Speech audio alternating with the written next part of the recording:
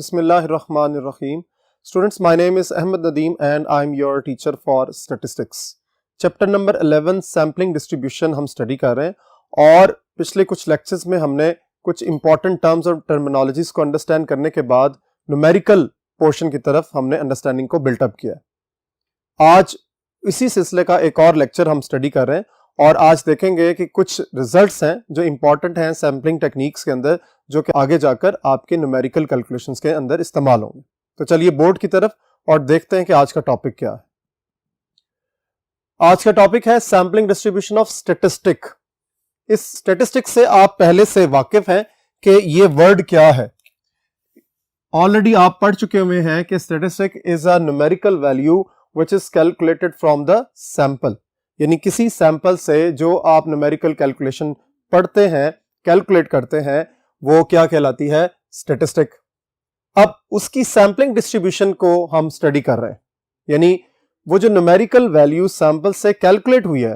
Obviously ये बात आपके माइंड के अंदर होगी कि हम बहुत से सैंपल्स को कैलकुलेट करते हैं, यानी हम जब सैंपल्स को ड्रॉ कर रहे होते हैं तो वो एक सैंपल नहीं होता, वो बहुत से सैंपल्स होते हैं according to the situation, with replacement या विदाउट रिप्लेसमेंट। हमारे पास सैंपल्स की तादाद बहुत सी हो सकती है और जब सैंपल्स की तादाद बहुत सी होगी तो फिर हम, इसका मतलब है कि वहां से बहुत सी न्यूमेरिकल वैल्यूज भी कैलकुलेट होंगी।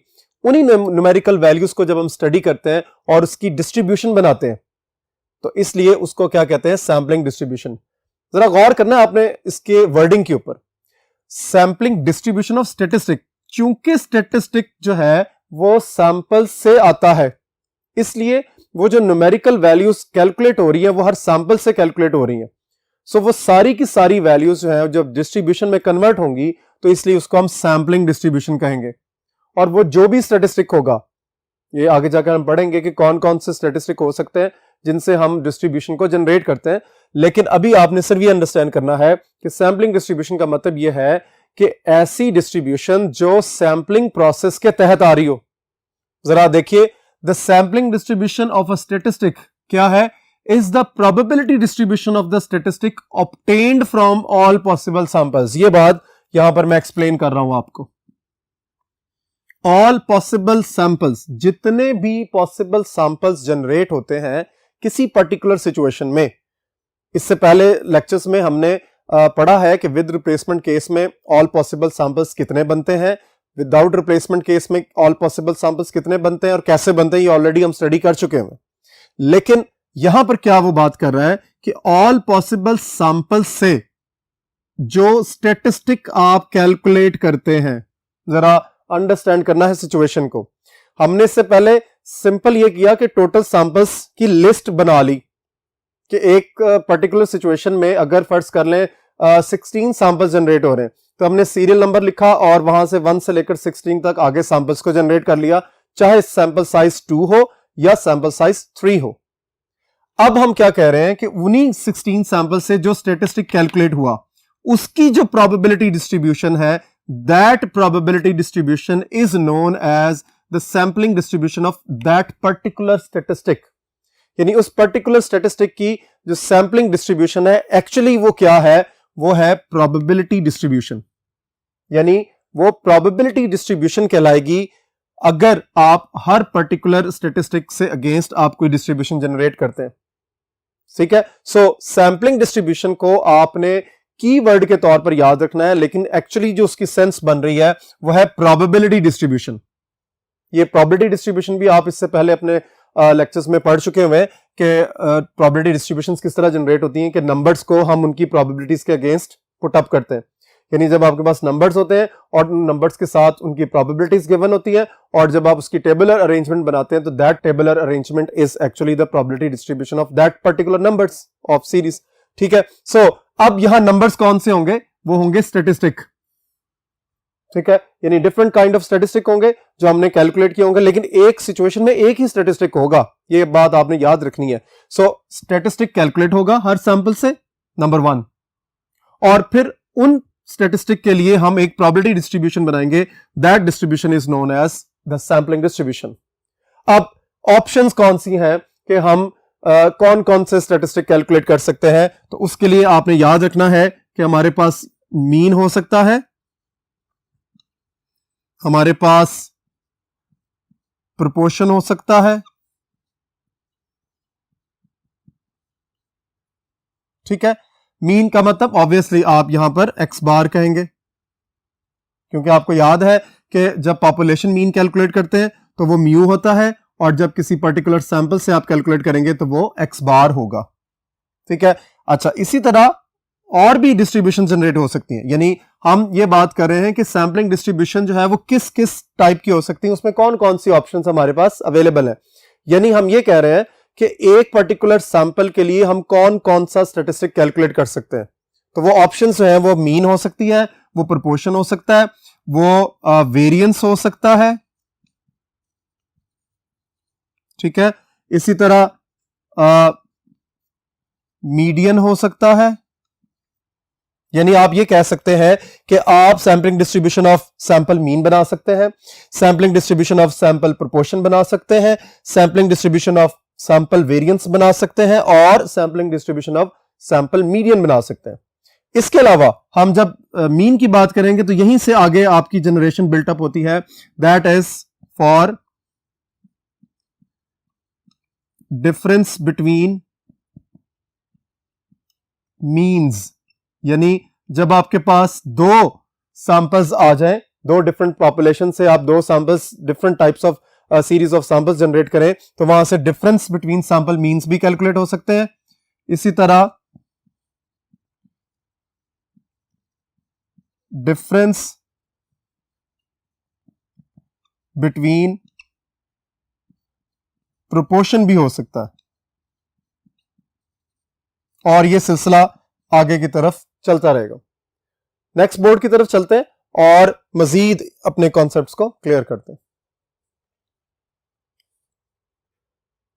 जी, नेक्स्ट है आपके पास sampling distribution of sample mean. यानी सैंपलिंग डिस्ट्रीब्यूशन आपने सैंपल मीन के हवाले से अगर आप देखना है, अभी पिछले बोर्ड पर हमने पढ़ा था कि हमारे पास डिफरेंट ऑप्शंस हैं सैंपलिंग डिस्ट्रीब्यूशन के लिए, उसमें से एक ऑप्शन जो थी वो मीन की थी। यानी आप सैंपल से मीन को कैलकुलेट, यानी एक्स बार को कैलकुलेट करने के बाद डिस्ट्रीब्यूशन जो जनरेट करते हैं, प्रोबेबिलिटी डिस्ट्रीब्यूशन इनफैक्ट, वो क्या कहलाती है, sampling distribution of sample means. ठीक हो गया। अब probability distribution of sample means के हवाले से क्या है, ये आपने याद रखना है कि हम ये बात कर रहे हैं कि अगर आप सैंपल्स को जनरेट कर रहे हैं, ठीक है, कैलकुलेट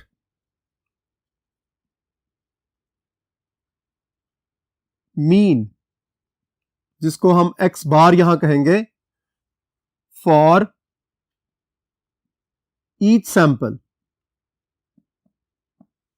यानी आपने याद रखना है, जरा प्रोसीजर को माइंड के अंदर रखेंगे तो बड़े अच्छे तरीके से आपको ये बात सारी की सारी समझ में आ जाएगी। यानी हम बात कर रहे हैं कि सैंपलिंग डिस्ट्रीब्यूशन ऑफ मीन कैसे बन रही है। सबसे पहले पॉपुलेशन है, सैंपल साइज है, उन दोनों को कंसिडर करते हुए आपने टेक्निक देखी कि विद रिप्लेसमेंट या विदाउट रिप्लेसमेंट है, और फिर उसके बाद हमने हर सैंपल के लिए क्या कैलकुलेट कर रहे हैं, और अगर हम सैंपलिंग डिस्ट्रीब्यूशन ऑफ मीन बनाना चाहते हैं तो फिर इसका मतलब है कि हमें हर सैंपल के लिए सैंपल मीन यानी एक्स बार को कैलकुलेट करना पड़ेगा। सो सैंपल्स को कैलकुलेट करने के बाद, ड्रॉ करने के बाद, हम कैलकुलेट करते हैं sample mean for each sample. अब वो डिफरेंट जो है वो वैल्यूज हैं आपके पास, नंबर ऑफ वैल्यूज होंगी, 16 होंगी, 20 होंगी, 24 होंगी, कुछ वैल्यूज होंगी। वहां से फिर क्या करेंगे, आप मेक करेंगे making of probability distribution.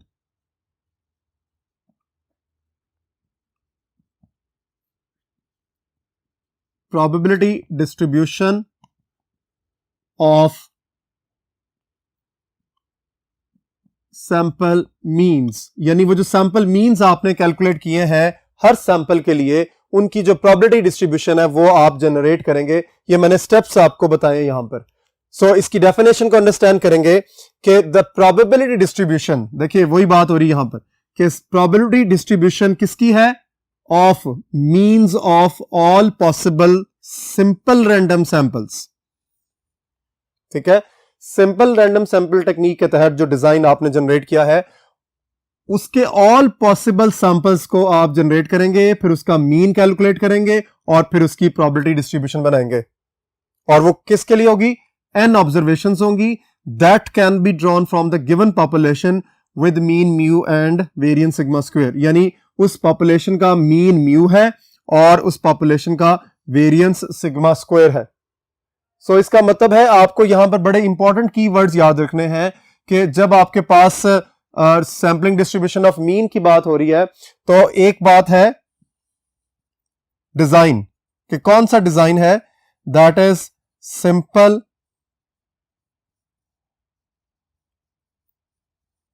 Random sampling. ठीक हो गया। फिर उसके बाद ऑल पॉसिबल सैंपल्स होंगे,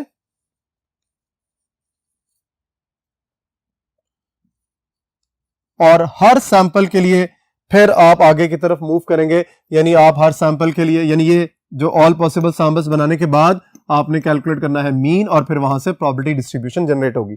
दैट टेबल जिसको हमने प्रोबेबिलिटी डिस्ट्रीब्यूशन कहा है, क्योंकि उस टेबल के अंदर सैंपल मीन्स का, जरा गौर करना है मेरी बात पर, कि सैंपल मीन्स का आगे जो पोर्शन कवर हो रहा है उसमें उनकी प्रोबेबिलिटीज मेंशन्ड है, यानी हर पर्टिकुलर सैंपल मीन के लिए उसकी प्रोबेबिलिटी मेंशन्ड है। सो टेबलर अरेंजमेंट ऑफ, जरा गौर करना है sampling distribution of sample means के ऊपर, ठीक है। The tabular arrangement of sample means along with their probabilities is called sampling distribution of sample means. So be careful कि आपने वर्डिंग की जो इंटरसेक्शंस आ रही हैं उसमें एक जैसे वर्ड्स बार बार यूज हो रहे हैं उसमें कंफ्यूज नहीं होना। सो सैम्पलिंग डिस्ट्रीब्यूशन क्या है, इज अ प्रोबेबिलिटी डिस्ट्रीब्यूशन, किस चीज की, किसी पर्टिकुलर स्टेटिस्टिक की। अब चूंकि हम सैंपल मीन को स्टडी कर रहे हैं तो हम उसी हवाले से इसकी स्टडी कर रहे हैं। नेक्स्ट बोर्ड की तरफ चलते हैं और sampling distribution of sample means के हवाले से मजीद कॉन्सेप्ट्स को अंडरस्टैंड करते हैं। जी नेक्स्ट हमारे पास इंपॉर्टेंट सिंबल्स, यानी जब आप sampling distribution of sample means calculate कर रहे हैं तो आपको कुछ इंपॉर्टेंट सिंबल्स को याद रखना है। वो कौन कौन से सिंबल्स हैं वो जरा गौर से देखिए। हमारे पास सिंबल्स हैं जी म्यू, जिसको हम कहेंगे पॉपुलेशन मीन, इसके अलावा सिग्मा स्क्वायर, जिसको हम कहेंगे पॉपुलेशन वेरिएंस, ठीक है। अच्छा जी, इसी तरह सिग्मा होगा, इसको क्या कहेंगे, standard deviation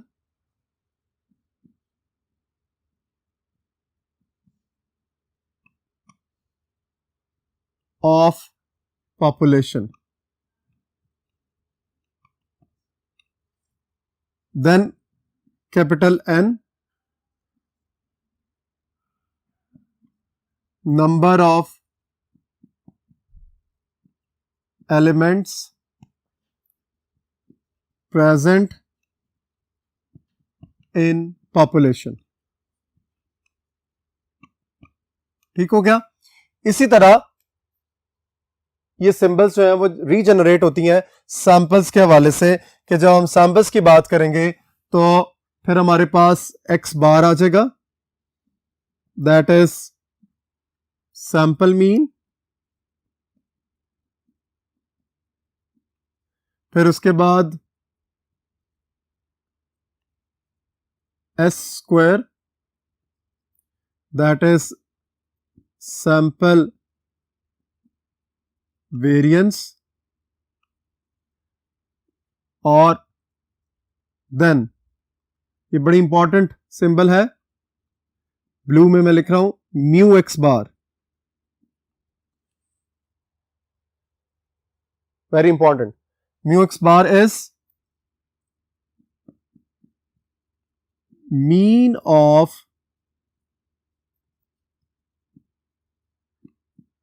sampling distribution of sample means। ये सुनने में और पढ़ने में और लिखने में काफी कॉम्प्लिकेटेड फील हो रहा है आपको, लेकिन अगर आप इसके पार्ट्स को अंडरस्टैंड कर लेंगे तो आपको किसी किस्म की कंफ्यूजन बिल्टअप नहीं होगी। क्या है जी? Mu x bar is the mean of sampling distribution of sample means. यानी आपने क्या किया हुआ है कि जो सैंपल्स जनरेट किए हैं, हर सैंपल के लिए जो मीन कैलकुलेट किया, उसकी जो प्रोबेबिलिटी डिस्ट्रीब्यूशन बनी है, उस प्रोबेबिलिटी डिस्ट्रीब्यूशन या वो जो प्रोबेबिलिटी डिस्ट्रीब्यूशन वाला टेबल है, उस टेबल से जो मीन कैलकुलेट करेंगे, that mean is mu x bar. ये याद रखना है, एक्स बार जो है वो सबस्क्रिप्ट में है, इसको मैं अलग से यहां पर मेंशन कर रहा हूं, म्यू एक्स बार। ये एक्स बार जो है वो सबस्क्रिप्ट के अंदर है, ठीक है जी। सो इस हवाले से आपने ये याद रखना है कि म्यू एक्स बार को आपने अंडरस्टैंड करना है with the mean of sampling distribution. अब चूंकि ये म्यू से रिलेटेड है, इसलिए उसका जो पूरा नाम होगा वो mean of sampling distribution of sample means होगा। यानी सैंपल मीन्स की जो प्रोबेबिलिटी डिस्ट्रीब्यूशन बनती है, वहां से आप जो टेबल जनरेट करते हैं, उस टेबल का मीन क्या कहलाता है? म्यू एक्स बार। ठीक है, इसी तरह जरा गौर कीजिए, सिग्मा स्क्वायर एक्स बार फिर क्या होगा?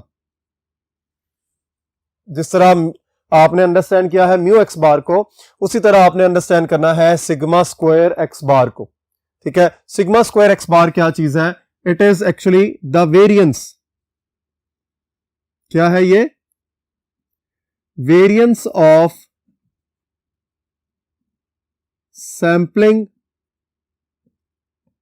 Distribution of sample means. अब जरा गौर करें कि आप मीन भी कह रहे हैं और वेरिएंस भी कह रहे हैं, तो अक्सर यही कंफ्यूजन पॉइंट है। मैं फिर इसको एक्सप्लेन कर रहा हूं कि variance of sampling distribution, mu sigma square x bar का मतलब यह है कि variance of sampling distribution of sample means, मतलब कि हर सैंपल के लिए जो मीन आप कैलकुलेट करोगे, उस सैंपल मीन के लिए जो डिस्ट्रीब्यूशन बनेगी, यानी जो टेबल बनेगा, उस टेबल का वेरिएंस क्या कहलाएगा? That is sigma square x bar. So कौन कौन सी टर्म्स याद रखनी है आपने याद रखना है म्यू, नंबर 1, आपने याद रखना है सिग्मा स्क्वायर, आपने याद रखना है कैपिटल एन, आपने याद रखना है एक्स बार, आपने याद रखना है म्यू एक्स बार और सिग्मा स्क्वायर एक्स बार। ऑब्वियसली एन जो है वो ऑलरेडी आपके माइंड के अंदर है कि स्मॉल एन जो है वो क्या होता है? Sample size.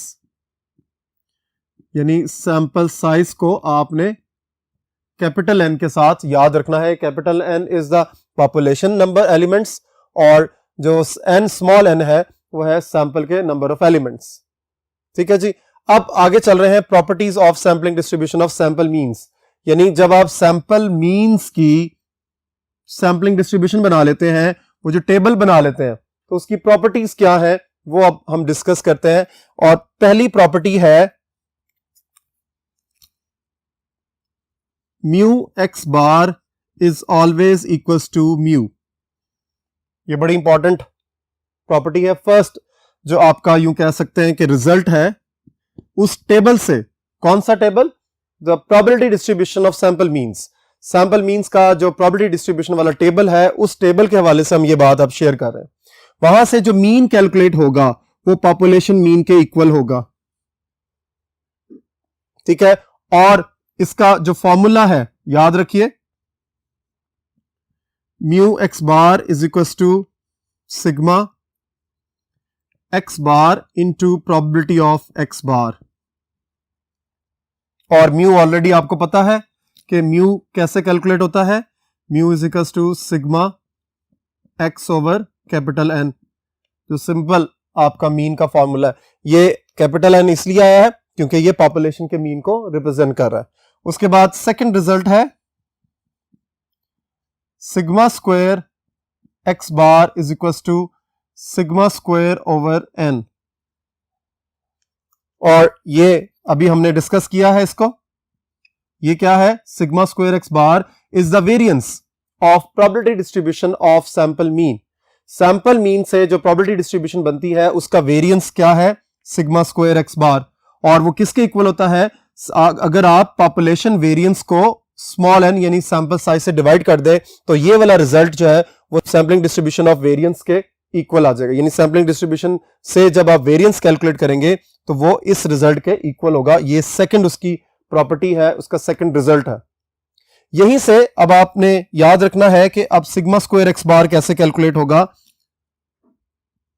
Sigma square x bar is equal to sigma x bar square into probability of x bar minus mu x bar whole square. If you remember कि आपने ये जो म्यू एक्स बार है वो यहां वाला, यहां से आपने जो रिजल्ट निकाला है वही आपने यहां पुट अप करना है और फिर इसको सॉल्व करने के बाद सिग्मा स्क्वायर एक्स बार कैलकुलेट हो जाएगा। ठीक है, अब यहीं से आगे एक्सटेंशंस हैं।